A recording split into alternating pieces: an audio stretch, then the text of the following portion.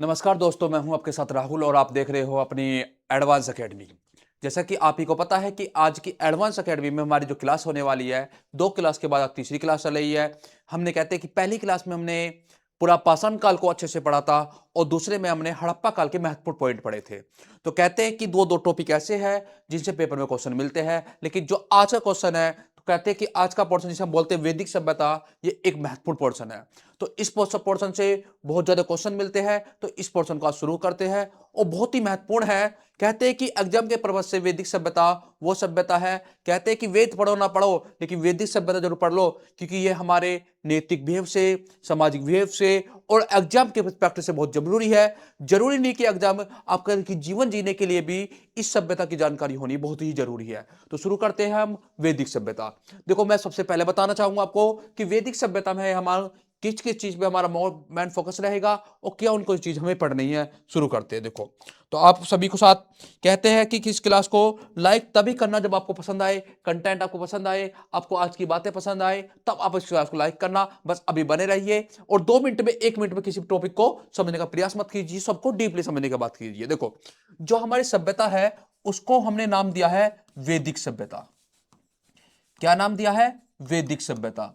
बड़ी बात है कि वैदिक सभ्यता का मतलब होता है वेदों की सभ्यता। जिस सभ्यता के बारे में जो जानकारी मिली है, जैसे जिस सभ्यता के बारे में हमें जो जानकारी मिलती है, यदि जानकारी हमें वेदों से मिलती है तो हमने इसको नाम दिया है वैदिक सभ्यता। तो एक क्वेश्चन आता है, बहुत आसान आता है जीवन में, कि वैदिक सभ्यता की जानकारी हमें कहां से मिलती है? वैदिक सभ्यता की जानकारी हमें वेदों से मिलती है। अब बड़ी बात यह होती है कि वेदों की जो संख्या होती है, जो वेदों की संख्या कितनी होती है, वेदों की संख्या कितनी होती है, तो आप पता है कि हम जीवन में नॉर्मली बताते हैं कि वेदों की संख्या 4 होती है।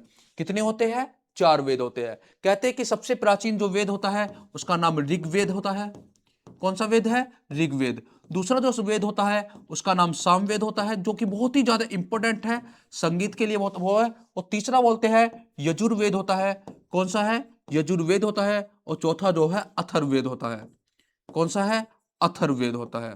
तो यदि आपसे पूछ ले कि वेदों की संख्या कितनी होती है, तो 4 होती है और 4 वेद होते हैं। अब देख, कहते ही ये है कि वेदों को लिखने वाला कोई पुरुष नहीं था, इन्हें इसलिए अपुरुषीय बोल देते हैं। क्या बोलते हैं? अपुरुषीय बोल देता है। पेपर में इंपॉर्टेंट आता है कि वेदों का एक अन्य नाम, वेदों का अन्य नाम की बात करें तो वेदों को अन्य नाम जो है इनका अपुरुषीय बोलते हैं। एक बोलते हैं कि इसको किसने लिखा है? अपुरुषीय है। ये अपुरुषीय का मतलब यह है, ये किसी पुरुष नहीं बल्कि स्वयं देवताओं द्वारा लिखी गए पवित्र ग्रंथ है, जिन्हें बोलते हैं वेद। तो इन्हें अपुरुषीय के साथ साथ में एक नाम वो देते हैं कि ये श्रुति भी होते हैं। श्रुति मतलब होता है जो सुन के लिखे गए हैं।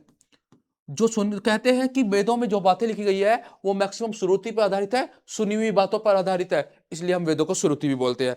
एक वेदों के लिए एक शब्द और आता है जिस शब्द का नाम होता है नित्य। क्या होता है? नित्य। तो हमें समझना होगा कि वेदों के अन्य नाम भी होते हैं, जैसे अपरुष्य बोलते हैं, श्रुति बोलते हैं या नित्य बोलते हैं।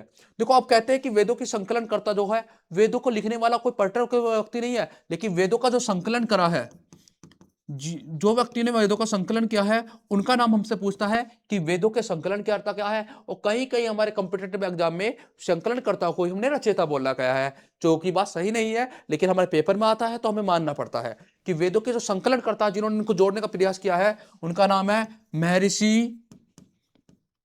क्या नाम है? महर्षि कृष्ण द्वैपायन वेद व्यास जी। द्वैपायन द्वैपायन वेद व्यास जी जो है इस वेदों के संकलन करता है, जिन्होंने इन चारों वेदों का संकलन किया है। महर्षि कृष्ण द्वैपायन वेद व्यास जी। अब देखो, वेद व्यास जी ने वेदों का व्यास किया है, व्यास माने बंटवारा किया है, इसलिए इनका नाम वेद व्यास है। आगे बात करें तो हमें समझना होगा कि वेदों की जो भाषा है वो कौन सी है और वेदों की जो लिपि है वो कौन सी है। देखो, ध्यान रखना, वेदों की लिपि ब्राह्मी लिपि नहीं है, सॉरी, ब्राह्मी लिपि है। वेदों की लिपि जो है हमारी देवनागरी लिपि नहीं है। तो वेदों की जो लिपि है उसका नाम ब्राह्मी लिपि है, जो कि बहुत ही ज्यादा इंपॉर्टेंट है। और जो संस्कृत है वो आज के संस्कृत से अलग है, उसे हम नाम देते हैं वैदिक संस्कृत। कौन संस्कृत? वैदिक संस्कृत। तो इतनी बातें आपको समझनी होगी कि वेद जो है 4 होते हैं। वेदों के संकलन करता महर्षि कृष्ण द्वैपायन वेद व्यास जी होते हैं। वेदों की भाषा वैदिक संस्कृति होती है, लिपि ब्राह्मी होती है, वेदों की संख्या 4 होती है और वेदों को हम अपरुषीय, श्रुतीय, नित्य बोलते हैं। क्या बोलते हैं? नित्य बोलते हैं। लेकिन एक बात और देखना आपको ही बड़े ध्यान से, एक और आता है, एक शब्द का यूज हो जाता है वेदों में, वेद त्री। वेद त्री होते हैं मतलब 3 वेद जो सब प्रथम लिखे गए थे उन्हें हम वेद त्री बोलते हैं, जिसमें हम पहला नाम लेते हैं ऋग्वेद का, ठीक है, दूसरा नाम लेते हैं हम सामवेद का और तीसरा वेद का नाम लेते हैं हम क्या है, यजुर्वेद का। तो कई बार क्वेश्चन मिल जाता है कि वेद श्री में कुल कितने वेद होते हैं, तो आपको बताना है कि वेद श्री के अंदर जो त्रिवेदी होते हैं उसमें 3 वेद होते हैं। ऋग्वेद होगा, कौन सा वेद होगा? ऋग्वेद होगा, सामवेद होगा और यजुर्वेद होगा। तो हमें क्या होगा, हमें एक एक वेद के बारे में स्टडी करनी होगी, एक एक वेद के बारे में पढ़ना होगा। पहले जैसे हम बात करेंगे ऋग्वेद की, फिर सामवेद की, फिर यजुर्वेद की, फिर अथर्ववेद की हम बात करने वाले हैं। तो चलते हैं, देखो दूसरी स्लाइड पे, और बहुत ही अच्छे से। तो हमारा जो आज का टॉपिक रहेगा उसमें हमें अभी पोस्टमार्टम जो करना है वो ऋग्वेद का, मतलब पोस्टमार्टम मतलब है इसके बारे में जानना है। मेरी बात को तोड़ मोड़ के फेस ना किया जाए, तो इसका सिंपल अर्थ होता है कि ऋग्वेद के बारे में हमें जानना है। देखो जो ऋग्वेद है, बोलते हैं कि चारों के चारों वेदों में ये सबसे प्राचीनतम वेद माना जाता है। तो ये सबसे पहला पॉइंट हो गया कि ये सबसे प्राचीनतम वेद है, सबसे प्राचीनतम वेद है, प्राचीनतम वेद है। जो ऋग्वेद है सबसे प्राचीनतम वेद है और खास क्वालिटी रही है कि इस वेद की जो भाषा है जिद अवेस्ता नामक पुस्तक से मिलती है, जो कि ईरानियों की प्राचीन पुस्तक थी। कुछ भाषाएं कुछ देवताओं के नाम वहां से मिलते जुलते हैं। दूसरी बात, जो वेद है इस वाले वेद में कहते हैं कि मंडलों की संख्या इस वेद में 10 होती है। तो ऋग्वेद में 10 मंडल होते हैं। कितने मंडल होते हैं? 10 मंडल होते हैं। कहते हैं कि ऋग्वेद के अंदर जो अनुवाक होते हैं, पेपर में आया था दिल्ली पुलिस में अनुवाक, आंसर की में बच्चे कह रहे थे कि सर हमारे टीचर ने अनुवाक नहीं पढ़ाया। तो आपको समझना, हम आपको जब इतिहास पढ़ाते हैं तो हर चीज वो पढ़ाते हैं। कहते हैं कि ऋग्वेद के कुल 85 अनुवाक होते हैं। कितने होते हैं? अनुवाक होते हैं। कहते हैं कि इसमें सूक्त होते हैं वो 1028 सूक्त होते हैं और 1028 सूक्त को भी 2 भागों में बांटा जाता है। एक को बोलते हैं बालखिल्य और एक को बोलते हैं वास्कल। वास्कल 1017 होते हैं और बालखिल्य 11 होते हैं। तो इसको भी 2 भागों में डिवाइड किया गया है। एक तो है कौन सा? वास्कल और एक बालखिल्य। तो मैं लिखता हूं बालखिल्य, ठीक है जी, और यहां लिखते हैं हम वास्कल। तो वास्कल की संख्या जो होती है वो मात्र 11 होते हैं और जो ये होते हैं ये 1017 होते हैं। टोटल मिलाकर 1028 सूक्त होते हैं। कहते हैं कि इसमें मंत्रों की, जिन्हें हम मंत्र बोलते हैं, जिन्हें हम ऋचाएं बोलते हैं, क्या बोलते हैं? ऋचाएं। ऋचाएं की संख्या 10,552 होती है, जो कि बहुत ही ज्यादा इंपॉर्टेंट होता है। तो ऋग्वेद का ये सारांश रहा कि कितने चैप्टर रहे हैं, कितने यूनिट रहे हैं। तो देख समझ सकते हैं कि यूनिट 10 है, उसमें अनुवादक 65 है और सूक्त मतलब उसमें जो हेडिंग है वो इतने हैं और उसके जो पैराग्राफ है, जो मंत्र है वो 10,562 है। अब जो ये ऋग्वेद है, कहते हैं कि ऋग्वेद को समाहित किया गया है 10 मंडलों के अंदर, 10 यूनिट के अंदर, 10 यूनिट बनी हुई है। कहते हैं कि इसमें कुछ यूनिट बहुत ज्यादा इंपॉर्टेंट है, लेकिन कुछ बातें समझनी होगी। कहते हैं कि 2 से लेकर 7 तक के मंडल अति प्राचीन है, अति प्राचीन है। ये मंडल बहुत ज्यादा प्राचीन है और ये अति प्राचीन माने जाते हैं कि सबसे प्राचीन जो मंडल है वो 2 से लेकर 7 तक के है और 2 से लेकर 7 तक के जो ऋग्वेद के मंडल है वो अति प्राचीन है। अब कुछ मंडलों की बातें करते हैं जो हमारे पेपर में हमारे लिए इंपॉर्टेंट होते हैं और जीवन में भी बहुत ज्यादा महत्वपूर्ण आते हैं। जैसे एग्जाम्पल के लिए ऋग्वेद का जो तीसरा मंडल है, थर्ड नंबर, मंडल नंबर है यहां पर थर्ड। देखो मंडल नंबर थर्ड के जो रचयिता है वो बहुत ज्यादा सम्मान्य व्यक्ति है, महर्षि विश्वामित्र जी के नाम से वह प्रसिद्ध रहे हैं, विश्वामित्र जी। कहते हैं कि विश्वामित्र जी ने जो तीसरा मंडल लिखा था उसमें एक बहुत ही महत्वपूर्ण चीज लिखी है जिसे हम प्रतिदिन उच्चारण करते हैं। तो इन्होंने लिखा था इसमें गायत्री मंत्र। क्या लिखा था? गायत्री मंत्र। बहुत ही महत्वपूर्ण बात आती है कि गायत्री मंत्र की जो रचयिता वो कौन है, तो आप बोलना विश्वामित्र है। और गायत्री मंत्र जो ऋग्वेद के तीसरे मंडल में वर्णित किया गया है, जो सूर्य देवी या सावित्री देवी को समर्पित था। ये कौन सा मंडल? तीसरा मंडल। और इंपॉर्टेंट आता है कि ऋग्वेद का एक मंडल नंबर 7 आता है। देखो 5 ऐसे लिखते हैं, 6 और 7 हो गया। मैं आपको रोमन गिनती में लिख रहा हूं, ऐसे नहीं लिख रहा हिंदी में कि 7वां ग्रंथ 8वां ग्रंथ। कहते हैं कि इसको लिखने वाले एक बहुत ही महर्षि थे, उनका नाम था महर्षि वशिष्ठ। कहते हैं कि एक बार झगड़ा हुआ था विश्वामित्र और वशिष्ठ का, तो उसमें एक युद्ध हुआ था जहां पे 10 जन लड़े थे, विश्वामित्र जी की साइड से, वशिष्ठ की साइड से, सॉरी, और उस युद्ध को बोलते हैं 10 राज्य युद्ध। तो कहते हैं कि सबसे प्राचीन जो युद्ध है वो 10 राज्य युद्ध होता है, जिसका वर्णन ऋग्वेद में मिलता है। तो पेपर में भी क्वेश्चन आता है कि भारतीय इतिहास में नहीं, वैदिक इतिहास में भी सबसे प्राचीन युग जिसका विशेष वर्णन है वो कौन सा है? 10 राज्य युद्ध है, जो ऋग्वेद के 7वें मंडल में है। देखो, जो ऋग्वेद का 8वां मंडल है, 8वां मंडल, इसको लिखने वाले ऋषि का भी बहुत इंपॉर्टेंट नाम है, उन्हें कर्ण के नाम से बोलते हैं हम। क्या बोलते हैं? कर्णव। क्या बोलते हैं उन्हें? कर्णव। तो इनको लिखने वाले कर्णव है, और इन्होंने लिखा है इसमें, कहते हैं कि इस मंडल में हस्तलिखित जो श्लोक है उनका वर्णन किया गया है। हस्तलिखित जो है, कहते हैं कि ऋचा इसमें लिखी गई है, और हस्तलिखित ऋचाओं को बोला गया है खिल। क्या बोला गया? तो इस वाले मंडल में हस्तलिखित ऋचाएं है, हस्तलिखित ऋचाओं का वर्णन किया गया है, और जो हस्तलिखित ऋचाएं है इनको बोला गया है खिल। क्या बोला गया है? खिल। बहुत इंपॉर्टेंट बातें हैं, इसको भी आप कभी मत भूल जाना। आगे बात करते हैं, तो ऋग्वेद का अब 9वां मंडल आता है, जिनको लिखा है अनेक ऋषि ने। एक ऋषि का नाम है अनेक, ठीक है, अनेक ऋषि ने इनको लिखा है, और अनेक ऋषि ने इसमें लिखा है कि ये 9वां मंडल जो है सोम देवता को समर्पित रहा है। किसको? सोम देवता को समर्पित रहा है। सोम देवता को समर्पित रहा है। ये बहुत ही महत्वपूर्ण है और बहुत ही ज्यादा इंपॉर्टेंट रहा है हमारा ऋग्वेद का 9वां मंडल। जबकि 10वें मंडल की बात करें तो सबसे महत्वपूर्ण मंडल आता है, सबसे अंत में जोड़ा गया, जिसको लिखने वाले अनेक ऋषि थे। इसको और समझते हैं कि इस मंडल में हमारे बारे में क्या लिखा हुआ है। देखो, जो अनेक ऋषि है इन्होंने इस मंडल को लिखा है, तो इस वाले मंडल में कहते हैं कि सबसे बाद में जोड़ा गया है ऋग्वेद में, सबसे बाद में जोड़ा गया है ऋषि इस ऋग्वेद में। और बड़ी बात है कि इसे महासूक्त बोलते हैं, क्योंकि इसमें सूक्तों की, कहते हैं कि सबसे लास्ट में जोड़ा गया, तो आराम से बैठ के बड़े व्यवहार पर जोड़ा गया, तो इसे क्या बोलते हैं? इसका नाम है महासूक्त। 10वें मंडल को महासूक्त बोलते हैं। इसे देवी तमा भी बोल देते हैं, देवी तमा, ठीक है। इसे पुरुष सूक्त भी बोलते हैं, पुरुष सूक्त, क्योंकि इसे पुरुष का वर्णन किया गया है। और बोलते हैं कि इसमें वर्ण सूक्त भी बोल देते हैं, कि इसमें वर्ण व्यवस्था का वर्णन किया गया है। इस वाले वेग में वर्ण व्यवस्था बताई गई है। और सबसे बड़ी बात है कि वर्ण व्यवस्था के साथ साथ में इसमें नाद्य सूक्त भी बोला गया है। कौन सा? नाद्य।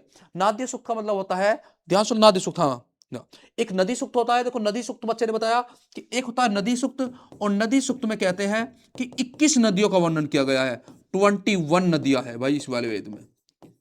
और सबसे बड़ी बात है कि एक इसमें नाद्य सूक्त भी आता है। नाद्य के मैं शुद्ध में लिखता हूं, देखो शुद्ध हिंदी भाषा में मैं इसको लिखने का प्रयास करूं, नासदीय सूक्त बोल देते हैं उसे, मैं इसे लिख देता हूं, क्या? नासदीय, नासदीय सूक्त। और नासदीय सूक्त में कहते हैं कि ब्रह्मांड की उत्पत्ति किस प्रकार हुई है। कहते हैं कि सृष्टि की रहस्यमयता का उल्लेख किया गया है। किसका? सृष्टि की रहस्यमयता का उल्लेख किया गया है। और सबसे बड़ी बात कि इसमें बताया गया, इसमें 4 वर्ण होते हैं, ब्राह्मण, क्षत्रिय, वैश्य और शूद्र। चारों वर्ण का उल्लेख इसमें किया गया है। तो मैं उसको आगे बताता हूं, आपको बहुत ही ध्यान से समझना कि 4 वर्ण बताए गए हैं। कितने वर्ण बताए गए हैं? 4। कौन कौन से? देखो, बोला गया है कि ब्रह्मा जी से ही पूरे सृष्टि की रचना हुई है, यही ब्रह्मा जी जो है सृष्टि के पालन करता रहे हैं, ऐसा ऋग्वेद में बोला गया है। बोला गया है कि इनकी जो भुजाएं होती है, सबसे पहले देखो ना, इसमें बोला गया पहला मुख, मुख, फिर बोला गया भुजा, फिर बोला गया जंगा जिसे जांग बोलते हैं, और फिर बोला गया चरण जिसे पैर बोलते हैं। देखो, कहते हैं कि ब्रह्मा जी के जो मुख है उस मुख से पैदा हुए भाई ब्राह्मण। आप जानते हो कि ब्राह्मण किसे बोलते हैं, जिन्हें पंडित जी बोल सकते हैं समझने के हिसाब से। भुजाओं से पैदा हुए भाई क्षत्रिय, जिन्हें हम नॉर्मल राजपूत की श्रेणी में रखते हैं। और इनके अलावा जो हुए हैं वैश्य, जिन्हें हम आज के समय में वैश्य समाज में बोल सकते हैं। जैसे कि एग्जाम्पल के लिए बता रहा हूं आपको, कहते हैं इसमें जैसे बनिए समुदाय का व्यक्ति आते हैं, जैसे मित्तल हो गए, ये सब वैश्य होते हैं। और जो बचा कुचा समुदाय है, जो बचा कुचा समुदाय रहा है, खासकर ओबीसी समुदाय में जो मैक्सिमम व्यक्ति रहे हैं, वो सब जो पैरों से पैदा हुए हैं, और उन्हें बोला गया है शूद्र। क्या बोला गया है इसमें? शूद्र बोला गया है। तो सृष्टि के जो रचयिता है वो ब्रह्मा जी को माना गया है, इनकी बातें हमें याद रखनी चाहिए। कहते हैं कि ऋग्वेद में जो नदियां है, कहते हैं कि ऋग्वेद में सबसे पवित्र नदी जो है, सबसे पवित्र नदी माना गया है भाई, बहुत ही ध्यान से रखना, सरस्वती नदी को। किसको? सरस्वती नदी को। कभी मत भूल जाना कि ऋग्वेद की सबसे पवित्र नदी कौन सी है? सरस्वती नदी रही है। दूसरी बात, जो ऋग्वेद है उसकी सर्वाधिक प्रसिद्ध नदी कौन सी रही है? सबसे प्रसिद्ध नदी, तो सबसे प्रसिद्ध नदी जो रही है ऋग्वेद की, उस नदी का नाम आप जानते ही हो। हाँ, बहुत अच्छी बात आपने बताया, उसके लिए धन्यवाद। सबसे प्रसिद्ध नदी रही है सिंधु नदी। कौन सी? सिंधु नदी। सिंधु नदी, आप जानते हो कि सिंधु नदी जो है हमारे इस क्षेत्र में पड़ती है, जो पाकिस्तान वाला है वहां पर बहती है। कि सिंधु नदी जो पाकिस्तान की राष्ट्रीय नदी के नाम से फिर प्रसिद्ध है। बात करेंगे तो यमुना नदी की, कहते हैं कि यमुना नदी का इसमें ज्यादा उल्लेख नहीं है, केवल यमुना नदी का इसमें 3 बार उल्लेख किया गया है, और एक गंगा नदी का केवल 1 बार उल्लेख किया गया है। कितनी बार? 1 बार। तो इतनी बात मुझे उम्मीद है कि आपको ऋग्वेद के बारे में समझ में आ गई होगी। तो ये हमारा ऋग्वेद रहा है। आपको ऋग्वेद की बातें ये समझनी होगी कि ऋग्वेद के कितने मंडल है, ऋग्वेद के किस मंडल में किस चीज का वर्णन किया गया है, ऋग्वेद में जो वर्ण व्यवस्था है उसकी बातें की गई है, और ऋग्वेद में पवित्र नदियों की बात की गई है। तो बात क्लियर? तो आगे चलते हैं। जो अगला वेद है उसका नाम है यजुर्वेद। क्या नाम है भाई? यजुर्वेद। दूसरे नंबर का वेद यजुर्वेद। समझते हैं, देखो ध्यान से। चलो, अभी हम इसको रिक्वायरमेंट नहीं करेंगे, अभी हमें समझना है यजुर्वेद। यजुर्वेद, देखो यजुर्वेद, यजुर्वेद में कहते हैं कि ये यजु शब्द से बना है, YAJU, यजु शब्द से बना है। और जो यजु शब्द होता है, कौन शब्द? यजु शब्द। तो यजु शब्द का अर्थ होता है बलिदान, ठीक है? वह बलिदान के साथ में यज्ञ। देखो, यज्ञ आप जानते हो बलिदान का होता है सैक्रिफाई। आप बोलते नहीं जीवन में कि आपने सैक्रिफाई नहीं किया, मतलब आपने बलिदान नहीं किया, और आप सोच रहे हो कि बिना बलिदान करे हमें सफलता हाथ लगेगी, तो आपको सैक्रिफाई करना पड़ेगा। आपने सुना नहीं होगा कि चढ़ चेतक पर तलवार उठा करता था भूतल पानी को, महाराणा प्रताप सिर कट कट कर करता था वीर जवानी को। भाई, उन्होंने भी सैक्रिफाई किया था, उन्होंने भी सैक्रिफाई किया था। आपको भी सैक्रिफाई करना होगा। बलिदान मांगता है, और आपका जो बलिदान है वो आपसे पिए नहीं मांग रहा कि आप पैसे दिए। बलिदान ये है कि आप एकाग्र के साथ रह के इसे प्रॉपर नोट्स बनाइए, इसको 2-3 बार रिवीजन कीजिए, फिर आपने हमारे ही चैनल पे जो हमारा ऐप है उस पर आप इसका मॉक टेस्ट लगाइए और इसको प्रैक्टिस कीजिए। यही आपका बलिदान है, यही एक सच्चे विद्यार्थी की पहचान है। तो समझते हैं, देखो कहते हैं कि इसमें जो विषय वस्तु दी गई है, सब्जेक्ट क्या है इस वेद का? तो सब्जेक्ट इसका है विषय वस्तु, बोलते हैं उसे। क्या बोलते हैं? विषय वस्तु। तो इसमें सब्जेक्ट है यज्ञ। इसमें बात की गई है कर्म कांड की। किसकी भैया? कर्म कांड की। इसमें की गई है यज्ञ संबंध मंत्रों का संकलन किया गया। इसमें मंत्रों का संकलन है, लेकिन मंत्रों का जो संकलन है वो किस प्रकार के मंत्र है वो समझ लेना। यज्ञ संबंधित मंत्र इसमें बात की गई है। ये एकमात्र वेद है, ध्यान, एकमात्र वेद रहा है। ये एकमात्र वेद रहा है जो गद और पद दोनों में है, गद व पद दोनों में रहा है। जो सभी प्रकार के वेद है, जितने भी वेद रखे गए हैं, दसना, चाहे सामवेद हो, चाहे हमारा ऋग्वेद हो, चाहे हमारा अथर्ववेद हो, ये सारे के सारे वेद जो है मात्र पद में है। किसमें है? पद में है। बच्चे यही कंफ्यूजन हो जाते हैं, कभी कभी गलत लगाए। नहीं भैया, जितने भी वेद लिखे जाते हैं, देखो ना, वेद जो मोस्ट लिखे जाते हैं, सभी के सभी वेद वो पद में लिखे जाते हैं भाई, पद में। किसमें? पद में। लेकिन इस वेद में कुछ बहाने गद की भी बात की गई है। कहते हैं कि इस वाले वेद का जो ब्राह्मण ग्रंथ है, हर वेद का अपना एक ब्राह्मण ग्रंथ होता है, ठीक है? तो ब्राह्मण ग्रंथ, ग्रह नहीं ग्रंथ, सॉरी, हाँ, ब्राह्मण ग्रंथ की बात करते हैं। तो इस वेद का जो ब्राह्मण ग्रंथ है उसका नाम मत भूलना, बहुत ही महत्वपूर्ण ग्रंथ है, शतपथ ब्राह्मण ग्रंथ। कौन सा भाई? शतपथ ब्राह्मण ग्रंथ। तो शतपथ ब्राह्मण ग्रंथ को हम लघु वेद बोलते हैं। इसका अन्य नाम है भाई लघु वेद। बहुत इंपॉर्टेंट है लघु वेद। कहते हैं कि प्राचीनतम ब्राह्मण ग्रंथ भाई ये ऋग्वेद के बाद जो लिखा गया था ना, वो शतपथ ब्राह्मण ग्रंथ ही लिखा गया था। इसकी सिंपल बात है ये कि ऋग्वेद के बाद ये लिखा गया भाई, ऋग्वेद के बाद रचित है भाई शतपथ ब्राह्मण ग्रंथ। तो बहुत ज्यादा इंपॉर्टेंट बात है। हाँ, कभी भूल मत जाना कि ऋग्वेद के बाद जो ग्रंथ लिखा गया है उसका नाम क्या है? ब्राह्मण ग्रंथ लिखा गया है। कहते हैं कि इसको जो आख्यान करता है, जो उसको पढ़ता है, उसे भी कभी हमेशा पेपर में पूछता है कि वो कौन सा वेद था, कौन सी चीज उन्होंने लिखी थी। आगे समझते हैं, देखो अब बात करेंगे कि ऋग्वेद की। किसकी भैया? ऋग्वेद की। कहते हैं कि यजुर्वेद की, हम यजुर्वेद पढ़ रहे हैं। कहते हैं कि यजुर्वेद के मोस्टली दो पार्ट्स होते हैं। एक को बोलते हैं शुक्ल यजुर्वेद, कौन सा? शुक्ल यजुर्वेद। और दूसरे को हम बोलते हैं क्या भैया? कृष्ण यजुर्वेद। कौन कौन सा? कृष्ण यजुर्वेद। देखो ध्यान सुना, जो शुक्ल यजुर्वेद है इसका अन्य जो नाम है, इसी का अन्य नाम, शुक्ल यजुर्वेद का अन्य नाम बोलते हैं वास। क्या भैया? हाँ सॉरी, मुझे ये वाज, क्या भैया? वाज, वासनी, वाजन, वाजन से ही संहिता, वाजन से ही संहिता। ये इसी वाले जो शुक्ल पक्ष है इसी को बोलते हैं कि इसके दो शाखाएं होती है। एक को बोलते हैं हम कर्णव शाखा, कौन सी शाखा? कर्णव शाखा। और दूसरी को बोलते हैं, बहुत ही इंपॉर्टेंट है, मध्यांतिन शाखा। कौन सी? मध्यांतिन शाखा। जबकि जो कृष्ण पक्ष है, देखो ये जो पक्ष है ये केवल पद में है। किसमें है? पद में है, जिसमें सारे वेद होते हैं। और ये गद में है। ये किसमें है? ये गद में है। गद मतलब ये प्रोज में है, ये वर्ष में है, वर्षी, VERSC, वर्षी में। देखो जो कृष्ण पक्ष होता है इसके मुख्य चार पाठक होते हैं। एक होता है इसमें कांठक, कांठक, क्या भैया? कांठक। ऐसे नहीं लिखते कांठक। देखो मेरी हिंदी थोड़ी सी वीक है तो आपको समझना होगा, मैं लिख देता हूं काठक। क्या? काठक, काठक, काठक, याद रखना। दूसरा उसमें इसमें इसी का पार्ट्स होता है मेत्राणी, मेत्राणी। तीसरा होता है इसका जो पार्ट्स होता है उसे बोलते हैं कपिस्टल। और चौथा जो पार्ट्स होता है इसका उसे बोलते हैं तैत्तिरीय। तो देखो कितना इंपॉर्टेंट रहा है। आपको किसी ने नहीं बताया होगा कि कृष्ण यजुर्वेद के भी चार पार्ट्स होते हैं। ये बहुत ज्यादा इंपॉर्टेंट होता है। तो बच्चों आपको समझ में आ रहा है या नहीं आ रहा? यदि समझ में आ रहा है तो देखो लाइक कर दीजिए, या कंजूसी मत कीजिए, या कंजूसी मत कीजिए। आप ये कंजूसी कहते हैं कि हमें थोड़ा सा अजीब लगता है कि आप कंजूसी कर रहे हो, हम इतनी मेहनत से आपको पढ़ा रहे हैं।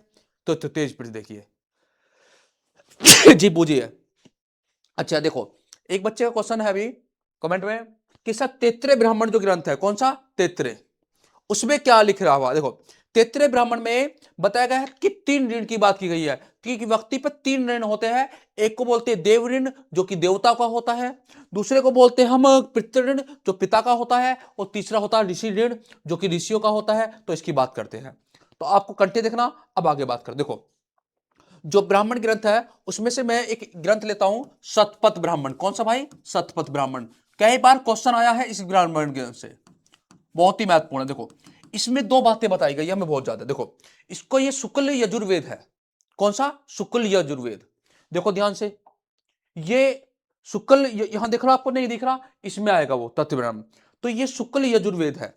कैसा यजुर्वेद है? शुक्ल यजुर्वेद है। और शुक्ल यजुर्वेद की खास क्वालिटी है कि इसे लघु वेद भी बोला गया है।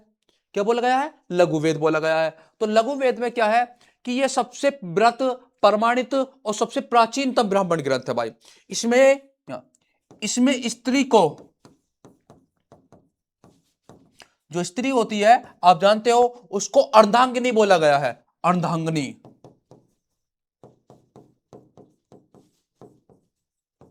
कहा गया। और दूसरी बात है कि दूसरा जो यजुर्वेद है उसका ब्राह्मण ग्रंथ है तैत्तिरीय ब्राह्मण। कौन सा? तैत्तिरीय ब्राह्मण। और इस तैत्तिरीय ब्राह्मण में सबसे इंपॉर्टेंट जो बात है, इसमें 3 ऋण की बात की गई है। इसको ऋषि तित्र ने लिखा था। ऋषि तित्र इसके राइटर रहे हैं। इसके जो राइटर रहे हैं उनका नाम था ऋषि तित्र, और इसीलिए इसका नाम रखा है तैत्तिरीय ब्राह्मण। क्या नाम था? ऋषि तित्र, तिरतिर। और इसमें लिखा गया है कि व्यक्ति पर हमेशा जब आता है तो उस पर 3 ऋण होते हैं भाई। 3 ऋण बताए गए हैं इस ब्राह्मण में। 3 ऋण में बताया गया है कि भाई एक तो देवताओं का ऋण है, जिन्होंने तुम्हें भेजा है उनकी कीर्ति प्रति आप समर्पण रहिए। एक तो रहेगा आपके पास देव ऋण। दूसरा है जो आपके माता पिता है, खासकर पिता, उसको ऋण आना है, उसे बोलते हैं पितृ ऋण। क्या बोलते हैं भाई? पितृ ऋण। और तीसरा जो आपको शिक्षा देते हैं, जो गुरु होते हैं, जो टीचर होते हैं, जो ऋषि मुनि होते हैं, उसे बोलते हैं ऋषि ऋण। तो इन व्यक्तियों का आप संपूर्ण ऋण रखना होगा आपको। कहते हैं कि इसमें पंच महायज्ञ की बात भी की जाती है। कितने यज्ञ की? 5। ब्रह्म महायज्ञ, देव महायज्ञ, भूत महायज्ञ, पितृ महायज्ञ और मनुष्य महायज्ञ। कौन से वेद की बात की जाती है? ये सारे के सारी बात की जाती है हमारे यजुर्वेद की। यजुर्वेद का यदि बात करें कि उपवेद कौन सा है, तो मैं देखो आगे भी टेबल बनाऊंगा एक, लेकिन यहां तो मैं बता देता हूं कि इसका जो उपवेद है उसका नाम है धनुर्वेद। कौन सा वेद? धनुर्वेद। इसके जनक जो भृगवा ऋषि, विश्वामित्र और जो वो कहते हैं कि भारतवाज जैसे इनके राइटर रहे हैं। ठीक है, हाँ जी, बात करें, चलो आगे देख तो नोट कर लीजिए तेज स्पीड से, चलो हो गया नोट, चले आगे। हाँ उपनिषद, अच्छा इसके उपनिषद भी बता दिया जाए।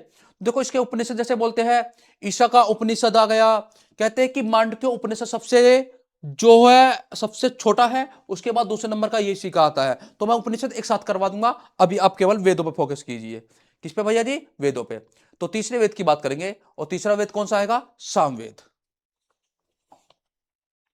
देखो सामवेद, देखो अब मैं यहां पर उपनिषद इसलिए नहीं करवाए क्योंकि उपनिषद की कहानी थोड़ी सी अलग है, तो उस कहानी को मैं थोड़ा सा अलग ही बता दूंगा, बहुत सारे उपनिषद बता दूंगा ताकि आपको पेपर में क्वेश्चन ना छूटे। इतने आपको उपनिषद बता दूंगा कि नॉर्मल मार्केट में चलने वाली किसी बुक में आपको इतने उपनिषद नहीं मिलेंगे। महत्वपूर्ण, कहते हैं कि मैंने इस वैदिक सभ्यता को पढ़ाने के लिए वेदों का अच्छे से खंडस किया है, वेदों की जानकारी को लिया है, और वेदों को पढ़ के जो गोरखपुर से वेद जो होते हैं पब्लिकेशन उनको पढ़ा है, ताकि आप लोगों का क्वेश्चन कभी ना छूट पाए। कोई कितना ही डीपली क्वेश्चन बनाए, हमसे बच के कहां जाएगा बेटा। तो आ जाओ, देखो देखो सामवेद जो है, देखो साम शब्द जो है, साम शब्द का जो अर्थ है, साम शब्द का अर्थ होता है भाई गायन। गायन जानते हो? सिंगिंग। देखो ये सबसे छोटा वेद है, सबसे बड़ी बात है ये सबसे छोटा वेद है। बच्चों को नहीं पता कि सबसे छोटा वेद कौन सा है, आपको पता लग गई आज सबसे छोटा वेद कौन सा है। तो आप बोलना कर सबसे छोटा वेद है सामवेद। कहते हैं कि यज्ञों के समय जो गाय बजाने वाले मंत्र थे भाई, उनका उच्चारण किया गया इसमें। कौन से? यज्ञ के समय, यज्ञों के समय गाए जाने वाले, गाए जाने वाले मंत्रों का उच्चारण, या संगीत में मंत्र, गाए जाने वाले संगीत में मंत्र इस वाले वेद में बताए गए हैं। कहते हैं कि यह भारतीय संगीत परंपरा का जनक बोलते हैं, भारतीय संगीत का जनक बोलते हैं भाई से, भारतीय संगीत का जनक। कौन से वेद को? सामवेद को। बहुत ध्यान, कहते हैं कि जो इनको पढ़ता है, जो इनके पाठ करता है, उसे उद्गाता बोलते हैं, गाने वाला, उद्गाता। ठीक है जी, हाँ चारों के एक साथ लिखवाऊंगा। अभी देखो इस वेद के जो संकलन करता है, जिन्होंने इसका संकलन किया है, उनके संकलनकर्ता का नाम जेमिनी है। कौन है? जेमिनी। एक और है वह मतलब एक दूसरे, उनका नाम है सुकर्मा है। कौन है भाई? सुकर्मा। कहते हैं कि इस वाले वेद में मंत्रों की संख्या की बात करें, मंत्रों की संख्या, तो इस वेद में कुल मिला के 27 अध्याय है।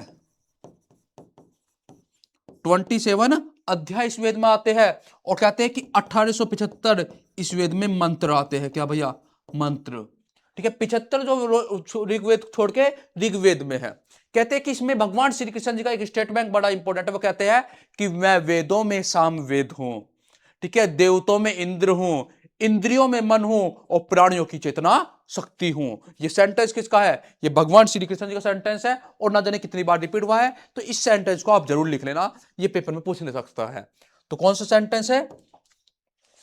भगवान श्री कृष्ण जी की बात करेंगे हम जी। देखो भगवान कृष्ण जी ने एक बात बोली थी जो सामवेद के बारे में, कि मैं वेदों में साम हूं, वेदों में सामवेद हूं। वो स्टेटमेंट है कि मैं वेदों में सामवेद हूं, देवों में इंद्र हूं, देवों में इंद्र हूं।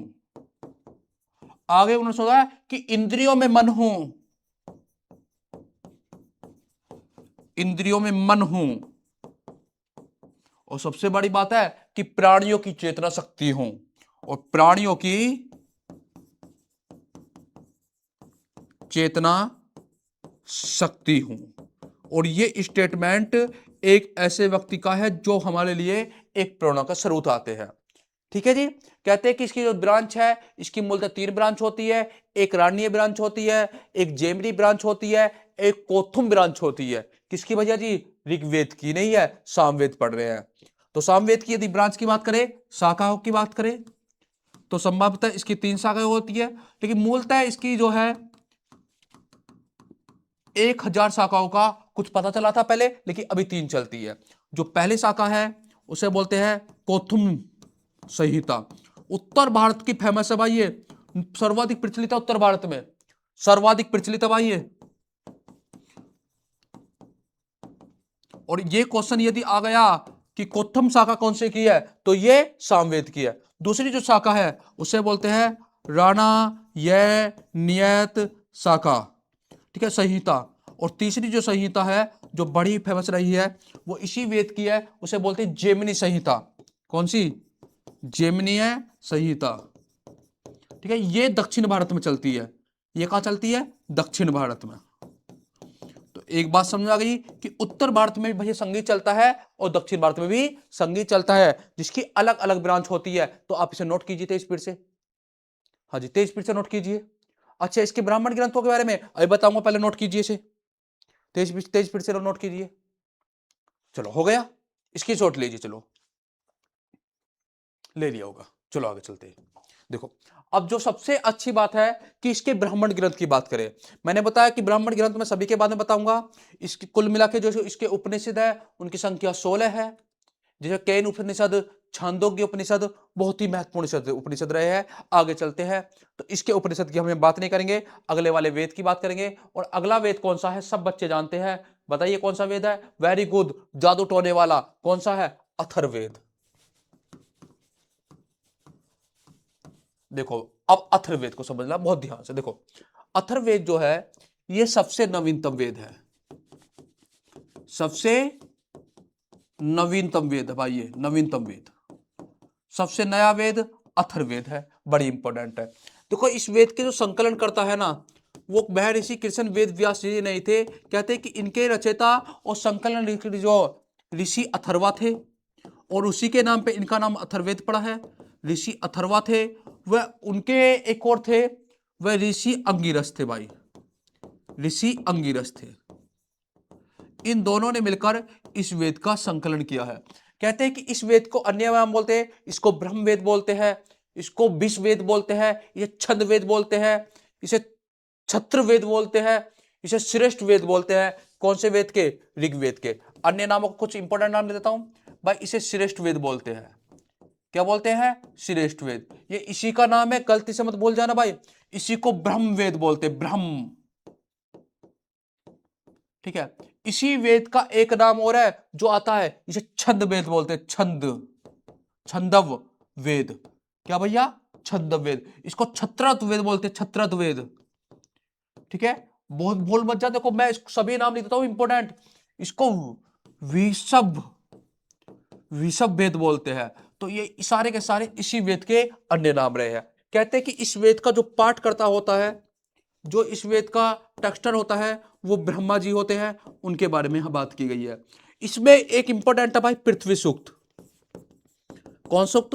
पृथ्वी सूक्त। पृथ्वी सूक्त में यहां बोला गया कि पृथ्वी मेरी माता है और मैं उसका पुत्र हूं। भाई, इस बात को बोलने में कोई आपत्ति नहीं है कि पृथ्वी मेरी माता है, पृथ्वी मेरी माता है, पृथ्वी मेरी माता है और मैं उसका क्या हूं भाई? पुत्र हूं। ये स्टेटमेंट भी बहुत ज्यादा इंपॉर्टेंट मिल जाता है। कहते हैं कि इस वेद की जो विषय वस्तु है, विषय वस्तु का मतलब होता है कि इस वेद में जो लिखा हुआ है वो लिखा हुआ भाई जादू टोना, जादू टोने के बारे में, तंत्र मंत्र के बारे में, ठीक है जी। इसमें लिखा शल्य चिकित्सा के बारे में, शल्य क्रियाओं के बारे में। इसमें लिखा औषधि विज्ञान के बारे में, औषध विज्ञान के बारे में। और इसमें लिखा हुआ है अलौकिक जीवन के बारे में, ठीक है जी। इस वेद में कहते हैं कि इस वेद में कुछ जो कांड है, कांड माने अध्याय, तो कुल मिलाकर इसमें 20 कांड है, अर्थात 20 अध्याय है। ये पूछना ये बहुत इंपॉर्टेंट है, छोड़ नहीं रहा कुछ भी। वो कहते हैं कि लगभग 730 इसमें सूक्त आते हैं, ठीक है। और 5987 इसमें मंत्र आते हैं। कौन से वेद में भाई? सामवेद में। कहते हैं कि इसमें मगध और अंग जनपद का भी उल्लेख किया गया है। कुरु के जो शासक थे परीक्षित, उनका उल्लेख भी किया गया है। इसकी दो शाखाएं आती है, इसकी दो ब्रांच होती है, इसकी दो शाखाएं होती है। एक शाखा को हम सोनक बोल देते हैं, सोनक द्वारा लिखित जो शाखा है उस शाखा का नाम है सोनिक्य। ठीक है, सोनक एक राइटर का नाम है, इनकी शाखा का नाम है सोनक्य शाखा। और दूसरी की जो इंपॉर्टेंट है, उनका राइटर का नाम है, क्या नाम था, पिपलाद। पिपलाद राइटर का नाम है, और इनकी जो शाखा है उसका नाम है पेपलादी शाखा। ठीक है जी, ये कौन सा वेद रहा है, ये अथर्ववेद रहा है। तेज स्पीड से नोट कर लीजिए। अब देखो, अब स्क्रीनशॉट लेने में आप कंजूसी मत कीजिए। ठीक है जी, चारों वेद की मैंने थोड़ी थोड़ी बातें आपको बता दी है। चलो एक बार इनको अच्छे से समझते हैं, थोड़ा सा एक बार हल्का सा करके लिख देते हैं, फिर इन बात के बारे में अच्छी बातें समझेंगे। देखो क्या क्या कर सकते हैं, देखो ध्यान से, स्क्रीनशॉट ले लिया, वेरी गुड। देखो अब आपको पता लग चाहिए, देखो हर वेद का आपको नाम पता हो। आप कहोगे कि सर 4 वेद है, बहुत अच्छी बात है। कम से कम हर वेद के एक एक आपको ब्राह्मण ग्रंथ पता हो, जो कि इंपॉर्टेंट होता है, वो आपको बहुत अच्छे से पता हो। तो आप कहोगे कि सर अच्छी बात है, ये भी पता होना चाहिए। कहते हैं कि हर वेद का आपको एक उपनिषद पता हो। आपने कहा सर ये भी इंपॉर्टेंट बात है, ये भी आपको पता होना चाहिए। हर वेद का कम से कम आपको जो महत्वपूर्ण है, एक आरण्य ग्रंथ भी पता हो बेटा, और आरण्य का अर्थ भी पता हो क्या होता है। कहते हैं कि हर वेद का आपको उद्धेता पता हो। उद्धेता का मतलब होता है कि उसको पढ़ने वाले को क्या बोलते हैं। और लास्ट में कहते हैं कि हर वेद का आपको एक उपवेद पता हो। तो आप इस प्रकार हम एक टेबल बना लेते हैं अच्छी करके। देखो मैं टेबल को थोड़ा सा अपने, कहते हैं कि डिजिटल का थोड़ा फायदा उठाते हैं और टेबल को बनाते देखो प्रयास करते हैं। शेप देखो, चलो जी हम शेप ले लेते हैं जी सर। चलो देखते हैं शेप का आकार क्या होगा। हाँ जी चलो सर, सही आ रही है शेप। थोड़ा सा हम प्रयास कर लेते हैं। एक वेद आ जाएगा यहाँ पर, अपना दूसरा वेद यहाँ आ जाएगा, और तीसरा चौथा वेद अपना यहाँ आ जाएगा। चलो देखते हैं। देखो जो सबसे पहला वेद है, आप बोलोगे कि सर पहला वेद है ऋग्वेद। ठीक है, आप बोलोगे कि दूसरा वेद है यजुर्वेद, आप बोलोगे कि तीसरा वेद है सामवेद, और आप बोलोगे कि चौथा वेद है अथर्ववेद। ठीक है जी, बहुत अच्छी बात, बहुत अच्छी बात। देखो जो पहला वेद है जिसका नाम है ऋग्वेद, उसका जो ब्राह्मण ग्रंथ है, जो फेमस ब्राह्मण ग्रंथ का, उस ब्राह्मण का नाम है ऐतरेय ब्राह्मण। कौन सा ब्राह्मण ग्रंथ है, ऐतरेय ब्राह्मण। इसके इंपोर्टेंट है भाई शतपथ ब्राह्मण। ठीक है, दो व्रत है, और एक तैतरेय ब्राह्मण। तैतरेय और शतपथ के बारे में मैंने थोड़ी थोड़ी जानकारी आपको खुद बताई थी। अब कहते हैं कि इसका जो ब्राह्मण ग्रंथ है उसका नाम है पंचवीस ब्राह्मण ग्रंथ। और इसका एक और आता जो भी इंपॉर्टेंट है, जेमिनीय ब्राह्मण ग्रंथ। ठीक है, और नीचे वाले का जो ब्राह्मण ग्रंथ है इसका नाम है गोपथ ब्राह्मण ग्रंथ। क्या नाम है भाई, गोपथ। उपनिषद की बात करें तो इसका जो ब्राह्मण महत्वपूर्ण है वो ऐतरेय उपनिषद है, तो इसमें याद रखना कोई बड़ी बात नहीं है। लेकिन कहते हैं कि इसका जो उपनिषद है, इसका एक कंठोपनिषद है, बहुत ही महत्वपूर्ण है। इसका एक श्वेतांबर उपनिषद है भाई, जो कि बहुत ही ज्यादा इंपॉर्टेंट है। और कहते हैं कि इसका एक शुक्ल पक्ष में लिखा गया जिसका नाम है वृत्ररायण उपनिषद भाई, वृत्ररायण। ठीक है, इसका छांदोग्य उपनिषद है। छांदोग्य में उपनिषद में क्या है, कमेंट में बताइए। इनका केन उपनिषद है भाई। ठीक है, और इसका मुंडक उपनिषद है भाई। देखो एक तो मुंडक होगा, एक मांडुक्य होगा, दोनों के दोनों इसी के उपनिषद है भाई। कहते हैं कि इसका जो आरण्य ग्रंथ है उसका तो एक ही नाम होगा, जो महत्वपूर्ण है ऐतरेय। ऐसा नहीं है कि ऐतरेय ही है, लेकिन जो महत्वपूर्ण है ऐतरेय ही है। कौशिक भी है, संखानीय भी है। कहते हैं दूसरे वाले का जो महत्वपूर्ण है इनका तैतरेय है, तो इसे भी ज्यादा हम डीपली नहीं पढ़ेंगे। लेकिन इसका एक आरण्यक भी होता है बेटा, शतपथ। शतपथ देखो, इसका शतपथ ब्राह्मण ग्रंथ भी है और आरण्यक भी है, उपनिषद नहीं होता है। कहते हैं कि इसका जेमिनी और छांदोग्य दोनों होता है। देखो यहां पे मांडुक्य मुंडक्य और यहां छांदोग्य है। ठीक है, और ईश्वा का कोई आरण्य ग्रंथ नहीं होता है, आरण्य ग्रंथ नहीं होता। इसके पढ़ने वाले को हम होत्र बोलते हैं। क्या बोलते हैं, होत्र। ठीक है, इसके पढ़ने वाले को हम अर्धवी बोल देते हैं। इसके पढ़ने वाले को हम उद्गाता बोल देते हैं, और इसके पढ़ने वाले को हम ब्रह्म बोलते हैं, ब्रह्म। कहते हैं कि ऋग्वेद का जो उपवेद है उसका नाम है आयुर्वेद। क्या नाम भाई, आयुर्वेद। जो ऋग्वेद का के बाद जो दूसरा वेद है यजुर्वेद, उसका उपवेद है धनुर्वेद। और तीसरा वाला वेद है सामवेद, उसका उपवेद है गंधर्व वेद।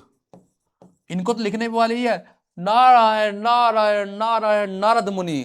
और कहते हैं कि लास्ट का जो वेद है विश्वकर्मा द्वारा शिल्प वेद होते हैं। ये 4 वेद होते हैं। देखो ये मैंने टोटल टेबल बना दी, अब आप इसको नोट कर लीजिए, तेज स्पीड से स्क्रीनशॉट लीजिए, तेज स्पीड से।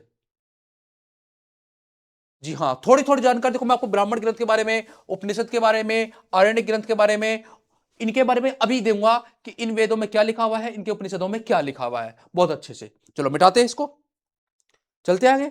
चलो हाँ जी, ये टेबल सबसे ज्यादा इंपॉर्टेंट है आपके लिए। देखो अब मैं बात करता हूं, देखो वेदों में, देखो ध्यान से देखो, मैंने जब वेद कराए तो वेदों का जो पवित्र ग्रंथ था जो मैंने पहली बार लिया वो लिया ब्राह्मण ग्रंथ। कौन सा ग्रंथ लिया भाई? ब्राह्मण ग्रंथ। अब ब्राह्मण ग्रंथ क्या होते हैं, फिर उपनिषद क्या होते हैं, कितने होते हैं, कौन कौन से महत्वपूर्ण है, कौन सी बातें लिखी गई है, फिर आरण्यक ग्रंथ क्या होते हैं, क्यों होते हैं, कौन कौन सी महत्वपूर्ण बातें लिखी गई है, इनके बारे में हम जानकारी पढ़ेंगे। देखो मैं बात करूंगा अभी केवल ब्राह्मण ग्रंथ के बारे में। ब्राह्मण ग्रंथ देखो, ये मैं आपको इतने अच्छे से इस डीपली को अच्छी तरह से प्रयास कर रहा हूं पढ़ाने का। प्रयास क्या, देखो 10 साल का एक्सपीरियंस है भाई, प्रयास ही प्रयास कर रहे 10 साल से लास्ट ईयर कि हर एक बच्चा सफल है। आज तक न जाने हजारों बच्चों का हमने सिलेक्शन करवाया है। तो आप भी चाहते हो यदि सिलेक्शन लिया जाए तो एडवांस अकेडमी को जो है आप इस क्लास को रेगुलर बने रहिए। यहां से अपना इतिहास शुरू हो रहा है, यही आज की क्लास का संग्राम चल रहा है भाई।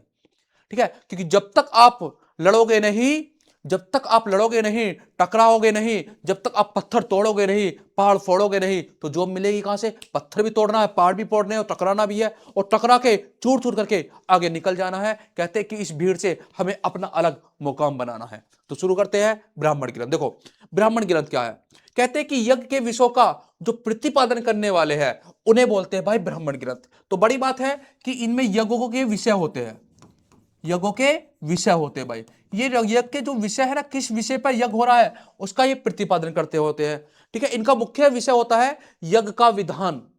यज्ञ का विधान, विधान मतलब नियम, सेटिस्फाइड रोटेशन इनका होता है। जैसे मैंने बताया कि जैसे ऐतरेय ब्राह्मण है, कौन सा भाई? ऐतरेय। मैंने बताया ना कि ब्राह्मण को मैंने अच्छे से ग्रंथ पढ़ा है, तो ऐतरेय ब्राह्मण में सेंटर लिखा सुन है, शेष है, आख्यान।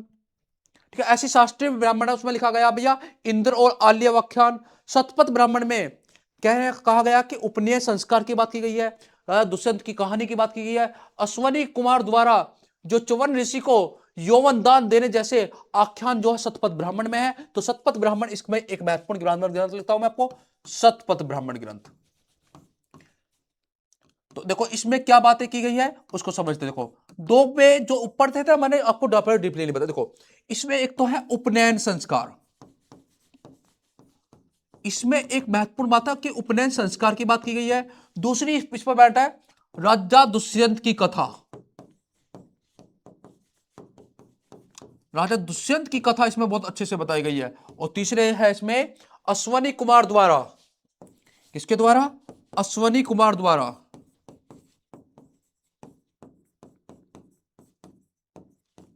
कहते हैं कि च्यवन ऋषि को यौवन दान देना, यौवन दान देने जैसे आख्यान जो बातें बताई गई थी, उसमें आख्यान दिए गए थे, आख्यान शतपथ ब्राह्मण में ही है भाई। इसमें बताया गया था कि जो यौवन ऋषि है उन्होंने किस प्रकार जीवन में कौन कौन से काम किए हैं और कौन से काम नहीं किए गए हैं। ये बहुत इंपॉर्टेंट है। ठीक है जी, आगे बात करते हैं। हाँ जी, क्या पानी लाइए लाइए लाइए, धन्यवाद। चलो अभी इसे करा लेते हैं बच्चों को। शतपथ ब्राह्मण ग्रंथ की एक बात मैंने इंपॉर्टेंट ने बता दी जो पेपर में पूछता है, तो अभी लेते हैं सर। देखो आगे दूसरा महत्वपूर्ण जो चीज है वो होते हैं आरण्यक।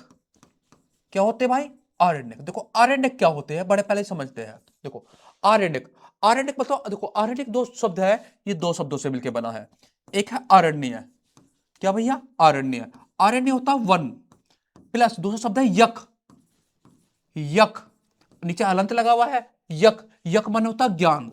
तो वन में जो प्राप्त ज्ञान है ना भाई, वन में जो प्राप्त ज्ञान किया है भाई, जो वनों में ज्ञान लिखा गया है उसी को बोला गया हमने आरण्यक। इनमें मंत्रों का गूढ़ और रहस्यमय अर्थ बताया गया है कि भैया रहस्य निकल गया, इसलिए इन ग्रंथों को रहस्य ग्रंथ बोलते हैं भाई। इन्हें जो आर्यन ग्रंथ है इन्हें रहस्य ग्रंथ बोलते हैं भाई, रहस्य ग्रंथ कहते हैं, क्योंकि इनमें बहुत बड़ा रहस्य छुपा हुआ है। कहते हैं कि एक जैसे अब कहा जाता है कि इनमें बहुत ज्यादा मिथोलॉजी लिखी गई है, मैथोलॉजी के वाले ग्रंथ है भाई ये उपनिषद जो होती है, अरण्य ग्रंथ जो है। ठीक है जी, हाँ ये बात रखना। और मैंने आपको आरण्य ग्रंथ के बारे में यहां बताया है कि हर वेद का कौन सा एक आरण्य ग्रंथ है, उनके बारे में पढ़ना होगा हमें। तो आगे चलते हैं, तो बात करेंगे अब उपनिषद की। किसकी भैया जी? उपनिषद की। देखो उपनिषद, देखो उपनिषद भाई, हो सकता है यहां पर थोड़ा सा हिंदी में उपनिषद में कुछ छोड़ो, वैसे मुझे उम्मीद है सही होगा, लेकिन मैं लिख देता हूं उपनिषद। देखो उपनिषद क्या है? उपनिषद जो वेदांग होते हैं, वेदांग होते हैं, वेदांग। अब आप कहोगे सर वेदांग क्या है? वेदांग मतलब वैदिक साहित्य के जो अंतिम होते हैं उन्हें वेदांत बोलते हैं। क्या? वैदिक साहित्य के अंतिम, वैदिक साहित्य के अंतिम होते हैं भाई ये। ठीक है, वैदिक साहित्य के अंतिम होते हैं, इसलिए इन्हें हम वेदांत बोलते हैं। तो उपनिषद का जो शाब्दिक अर्थ होता है वो होता है गुरु के समीप निष्ठापूर्वक बैठना। देखो मैं बताता हूं, मैं तो शाब्दिक अर्थ बताता हूं आज तुम्हें। देखो उपनिषद का उप प्लस नी प्लस सद। उप माने समीप, नी माने निष्ठापूर्वक, और सद माने बैठना। तो उपनिषद का सिंपल अर्थ हो गया कि गुरु के समीप, गुरु के समीप निष्ठापूर्वक बैठना भाई। तो इसी को बैठने को बोला गया हमने उपनिषद। कहते हैं कि उपनिषदों की संख्या मांडुक्य उपनिषद में 108 बताई गई है। कितने भाई? 108 बताई गई है। तो ये कितने होते हैं? 108 होते हैं। ये दर्शन, तत्व मीमांसा, आध्यात्मिक, आत्मा, परमात्मा, मोक्ष सबकी प्राप्ति की बातें बताते हैं। कौन? उपनिषद। अब देखो उपनिषद की बात बताते हैं थोड़ी छोटी, जो महत्वपूर्ण पॉइंट है, जो पेपर में मिलते ही मिलते हैं, और जहां से आपको आज पॉइंट मिलेंगे ना, आप ऐसा उपनिषद पढ़ के जाओगे कि आप हर किसी को आज के बाद उपनिषद पढ़ा सकते हो। देखो ध्यान से, कहते हैं कि उपनिषदों की रचना गद और पद दोनों में है। पहली बात तो देखो, उपनिषद गद व पद दोनों में है। बहुत सारे बच्चों को यही नहीं पता कि उपनिषद कौन से में है, गद में है या पद में है। आप कहना कि दोनों में है। यदि मैं बात करूं कि सबसे प्राचीन उपनिषद कौन सा है, सबसे प्राचीन उपनिषद, तो आप बोलना कि इस संसार में सबसे प्राचीन जो उपनिषद है उसका नाम है छांदोग्य उपनिषद। कौन सा है? छांदोग्य उपनिषद। और यदि कोई पूछे कि सबसे नवीनतम उपनिषद कौन सा है, सबसे नवीनतम, तो आप बोलना कि सबसे नवीनतम जो उपनिषद है, सबसे नवीन उपनिषद है, उसका नाम है मैत्रायणी उपनिषद। मैत्रायणी उपनिषद। अगर आप आपसे पूछे कि सबसे वृहत उपनिषद कौन सा, सबसे बड़ा, सबसे लॉन्ग, सबसे वृहत उपनिषद, तो आप बोलना कि उसका नाम ही ऐसा है, वृहद्रायण। वृहद, हाँ अच्छा, देखो थोड़ी सी हिंदी में कंप्लीट होता है, वृहद्रायणक उपनिषद। ठीक है, और लास्ट में कहते हैं कि सबसे लघु कौन सा है, सबसे लघु, सबसे छोटा उपनिषद, सबसे नया पुराना, सबसे छोटा बड़ा, सबसे बोलते हैं, उसका नाम है मांडुक्य उपनिषद। क्या नाम है? मांडुक्य उपनिषद। अब देखो इन उपनिषद के बारे में ऐसे ऐसे पॉइंट जो छाट छाट के 108 उपनिषद को पढ़ पढ़ के निकाले गए। जैसे बेटा ध्यान सुनो, एक मैंने उपनिषद का नाम लिखा है वृहद्रायण्यम उपनिषद। पता इस वाले उपनिषद में क्या लिखा हुआ है? एक ऐसा सेंटेंस जिसे आप बचपन से पढ़ते आ रहे हो, वो इसी उपनिषद में लिखा हुआ भाई। वो सेंटेंस पता क्या था? इसमें लिखा हुआ है तमसो मां ज्योतिर्गम्य, तमसो मां ज्योतिर्गम्य। तो पूछता है कि ये सेंटेंस कौन से उपनिषद में लिखा हुआ है, तो आज के बाद बोल देना वृहद्रय उपनिषद में। एक उपनिषद है जिसका नाम है तैत्तिरीय उपनिषद।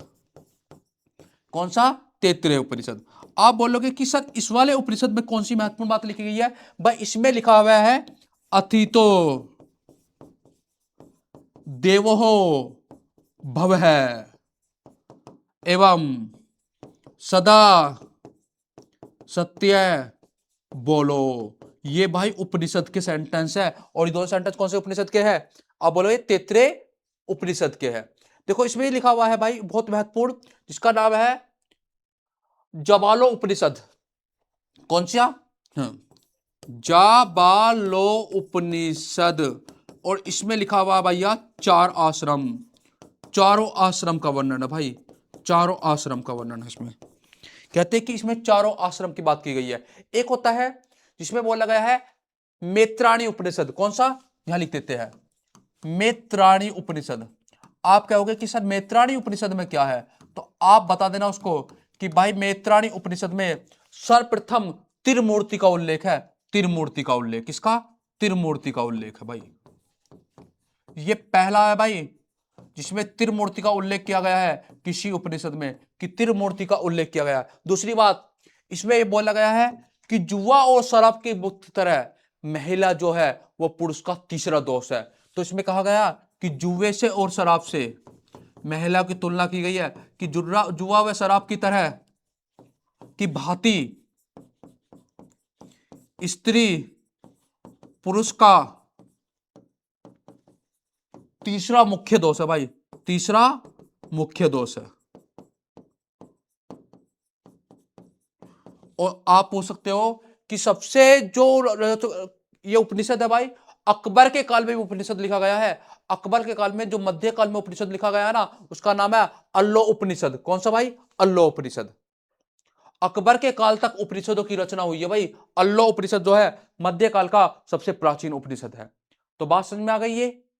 मुझे उम्मीद है अब आपको समझ में आ रहे होंगे। ठीक है, आगे चलते हैं। देखो अब इनमें आता है आगे वेदांग। क्या आते हैं? वेदांग। अब वेदांग समझो तो क्या होता है, बड़े ध्यान देखो। वेदों को सही प्रकार से समझने के लिए जिसकी रचना की गई है उसे बोला गया है वेदांग। तो सिंपल सी बात है कि वेदों को सही ढंग से, भैया ये क्या हो गया, वेदों को आजा भैया, तो यहीं आजा। वेदों को सही ढंग से समझने के लिए जो रचना की गई है भाई उसी को बोला गया है क्या? वेदांग। इनकी जो संख्या है वेदांग की, वो संख्या होती है 6। कितनी होती है? 6। और ये लिखे जाते हैं भाई गद में। किसमें? गद में। पाणिनि जो शिक्षा ग्रंथ में 6 वेदांगों को 6 अंगों के रूप में मिलता है भाई। तो वेदांग कितने होते हैं? आप बोलोगे सर 6 होते हैं। तो मैं बोलूंगा कि पहला ज्योतिष होता है।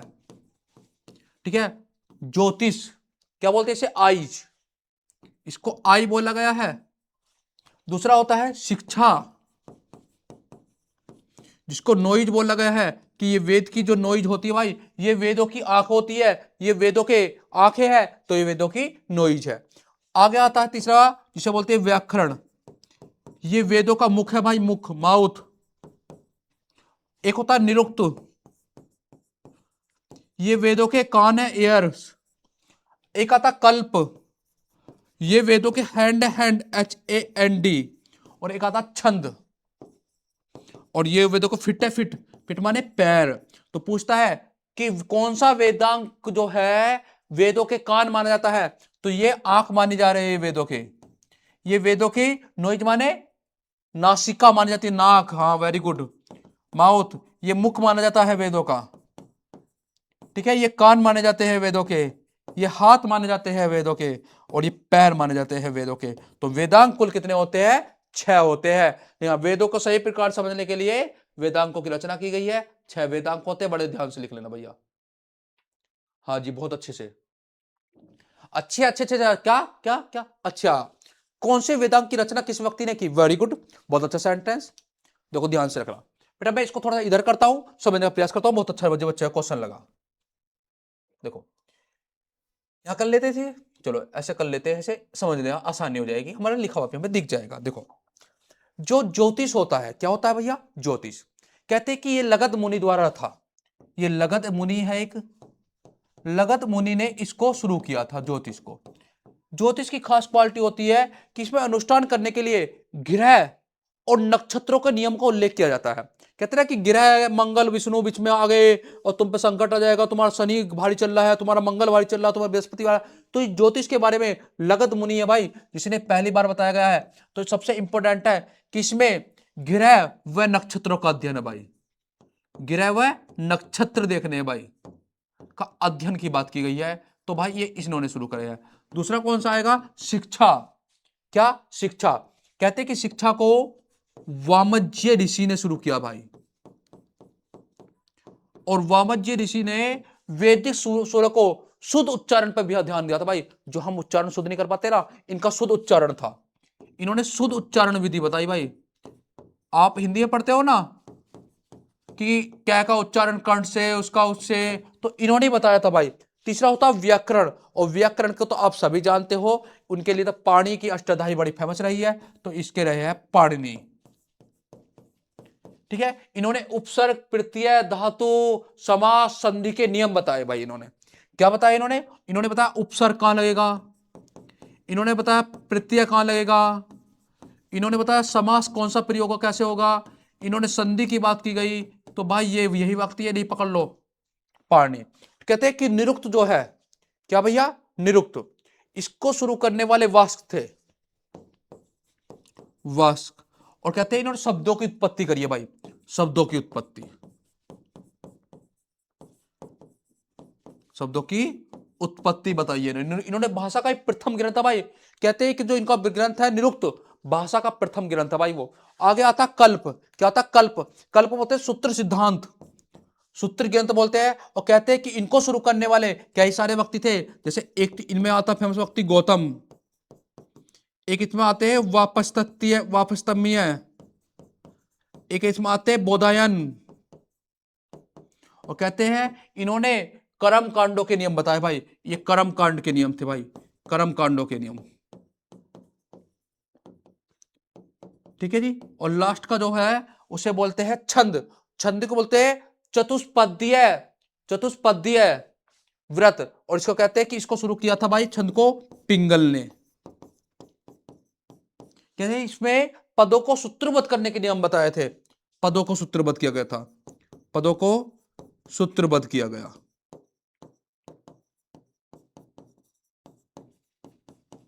ठीक है। और ये पिंगल द्वारा रचित छंद शास्त्र लिखा हुआ है भैया। पिंगल लिखा छंद शास्त्र, कौन सा? छंद शास्त्र। और ऋग्वेद में सर्वप्रथम छंद जो है ना, वो विविध गायत्री मंत्र और छगदी, बेटा वो यहां से आए हैं, पिंगल से। तो इसको भी आप स्क्रीनशॉट लीजिए, तेज स्पीड से इसकी बात होती खत्म। ठीक है जी। हाँ, सारे ही पढ़ लेंगे आज। वेद, पुराण, उपनिषद यहां तक चलते हैं। कहते हैं कि जो पुराण होती है उनकी संख्या 18 होती है। लोमहर्ष उनके पुत्र उग्र सर्वा ने उनको रचा है। विष्णु पुराण में मत्स्य मौर्य वंश की बातें बताई गई है। मत्स्य पुराण में आदर्श सातवाहन वंश की बात बताई गई है। वायु पुराण में गुप्त वंश की बातें बताई गई है। अग्नि पुराण में राजतंत्र कृषि की बातें बताई गई है। केवल 5 मत्स्य, विष्णु, वायु, ब्राह्मण और भागवत में ही राजाओं की वंशावली बताई गई है। तो सबसे प्राचीन पुराण जो है वो मत्स्य पुराण है। तो मैंने किसी शॉर्ट में बता दिया, लेकिन फिर भी लिख देते हैं हम। ठीक है। देखो पुराण की बात, पुराण ज्यादा इंपॉर्टेंट नहीं है, बस पता होनी चाहिए कि इनकी संख्या कितनी होती है। तो आप बता दोगे कि संख्या सर इनकी 18 होती है। मैं पूछूंगा फिर इनके रचयिता कौन होते हैं, तो आपने बता दिया कि इनके रचयिता है लोमहर्ष व उग्र सर्वा, इनके पुत्र है ये उग्र सर्वा। आप कहोगे कि जो सबसे प्राचीन है, सबसे प्राचीन पुराण कौन सी है? सबसे प्राचीन पुराण, तो आप बता दोगे कि सबसे प्राचीन जो पुराण है उसका नाम है मत्स्य पुराण। ठीक है। यदि मत्स्य पुराण की बात करें तो मत्स्य पुराण में हमें याद रखना होगा कि आंध्र सातवाहन वंश की बात की गई है। कौन से वंश की? आंध्र सातवाहन वंश की। ठीक है जी। विष्णु पुराण में मौर्य वंश की बात की गई है। कौन से वंश की? मौर्य वंश की बात की गई है। वायु पुराण में नाम सुना होगा, वायु पुराण, इसमें गुप्त वंश की बात की गई है। कौन से वंश की? गुप्त वंश की। और एक आता है अग्नि पुराण, अग्नि पुराण, अग्नि पुराण इसे बोलते हैं राजतंत्र की बात की गई है, रिपब्लिक की, राजतंत्र। लो जी, ये तो हो गया। राजतंत्र ही नहीं है हमारे इंडिया में, ऐसा लग रहा है, लेकिन हमारा देश राजतंत्र ही है, रिपब्लिक इंडिया है भाई, कॉन्स्टिट्यूशन में लिखा हुआ, हमें मानना पड़ेगा। और दूसरी बात है, ये कृषि में की बात भी की गई है भाई इसमें। ठीक है, तो पुराण कितनी थी? 18 थी। 23 फिर से आपने नोट करी पुराण? हाँ जी। अच्छा, पुराणों के नाम देखो, पुराणों के नाम तुम्हें जरूरी नहीं है। ब्रह्म पुराण, पद्म पुराण, विष्णु पुराण, शिव पुराण, भागवत पुराण, नारदीय पुराण, मार्कत पुराण, अग्नि पुराण, विष्णु पुराण, भगवती पुराण, लिंग पुराण, वराह पुराण, स्कंद पुराण, वरुण पुराण, कुरम पुराण, मत्स्य पुराण, गरुड़ पुराण, ब्राह्मण पुराण। तो पुराण बहुत सारी है। तो कहां तक आप पुराण पढ़ोगे? ज्यादा पुराणों के चक्कर में ना पड़ते। ठीक है जी, इतनी याद रखना जो पेपर के लिए इंपॉर्टेंट है। देखो आगे बात करते हैं कि कुछ धर्म ग्रंथ चलते हैं जिसे बोलते हैं स्मृति के। जैसे मनु स्मृति सबसे प्राचीन है, 12 अध्याय मिलते हैं, सूंग काल में लिखी गई थी। कौन सी? मनु स्मृति। दूसरी याज्ञवल्क्य स्मृति मौर्योत्तर काल की है। फिर नारद स्मृति गुप्त काल की है। देवल स्मृति, देवल पूर्व मध्य काल की है। कहते हैं कि पुनः हिंदू धर्म में प्रवेश के लिए जो नियम बताए गए हैं वो इसी में बताए गए थे, देवल स्मृति में। तो बहुत इंपॉर्टेंट है, ये भी बहुत ज्यादा इंपॉर्टेंट है।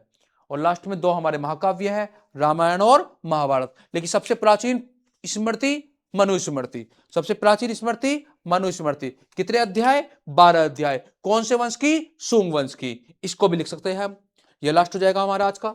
ठीक है, स्मृति। अब देखो स्मृति जो है, कहते हैं कि आचार संहिता और विधान संबंध है, और प्रमुख जो है एक आती है इसमें मनु स्मृति।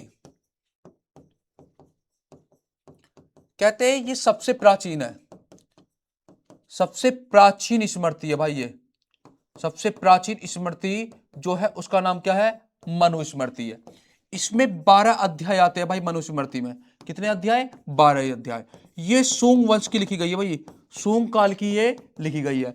इस मनु स्मृति का भाष्यकार जो है, जिन्होंने इस पर टीका लिखा है, उनका मेघातिथि नाम है भाई, मेघातिथि। ठीक है, एक आ जाती कभी कभी याज्ञवल्क्य, क्या? वल्क्य है, हाँ, याज्ञवल्क्य स्मृति। ऑप्शन देख के लगा देंगे, लेकिन हमें याद रखना होगा उस वो है मौर्योत्तर काल की, मौर्योत्तर काल की। एक इसमें आती है जो महत्वपूर्ण है, नारद स्मृति। और नारद स्मृति रही है गुप्त काल की। कौन से काल की? गुप्त काल की। इसके जो महाभाष्यकार है ना, महाभाष्य लिखने वाले, इसके तो आचार्य विज्ञानेश्वर है, विज्ञानेश्वर जिसे मिताक्षरा बोलते हैं। और इन्होंने लिखा है ऐसा ही है। और आगे कहते हैं कि एक जो है देवल स्मृति है भाई। और ये देवल जो स्मृति है, कहते हैं ये पूर्व गुप्त काल की है, पूर्व मध्य काल की, सॉरी। ठीक है, और इसमें पुनः हिंदू धर्म में प्रवेश के नियम बताए गए हैं, प्रवेश के नियम बताए गए भाई इसमें। इससे कभी मत भूल जाना, अब ध्यान से। ठीक है, अच्छा, इसके भाष्यकार देखो, इस वाले स्मृति के जो भाष्यकार रहे हैं उनका नाम बहुत आसान है, ऐसा है। ये किसी ने साहे ना दिया तो ऐसा ही हो गए। जबकि इसके भाष्यकार जो रहे हैं उनका नाम रहा है आचार्य विज्ञानेश्वर। ठीक है, और इन्हीं की एक पुस्तक का है, बड़ा आपने नाम सुना होगा, मिताक्षरा। ठीक है, तो आपको हमारी क्लास कैसी लग रही है? अगर अच्छी लग रही है, आपको लग रहा है कंटेंट अच्छा मिल रहा है आपको, वैसे कंटेंट अच्छा ही मिलेगा, जब हम बना रहे हैं तो मिलेगा कैसे नहीं। और कहते हैं कि महाकाव्य रामायण और महाभारत होते हैं। तो कल को हम वैदिक समाज के और उत्तर वैदिक समाज के बारे में कल स्टडी करेंगे। तो आप जो है यदि अगली क्लास चाहते हो तो देखो हमारे चैनल सब्सक्राइब कीजिए, ताकि आपको अगली क्लास का नोटिफिकेशन टाइम से पहले मिल जाए। धन्यवाद। जय हिंद, जय भारत, भारत माता की जय।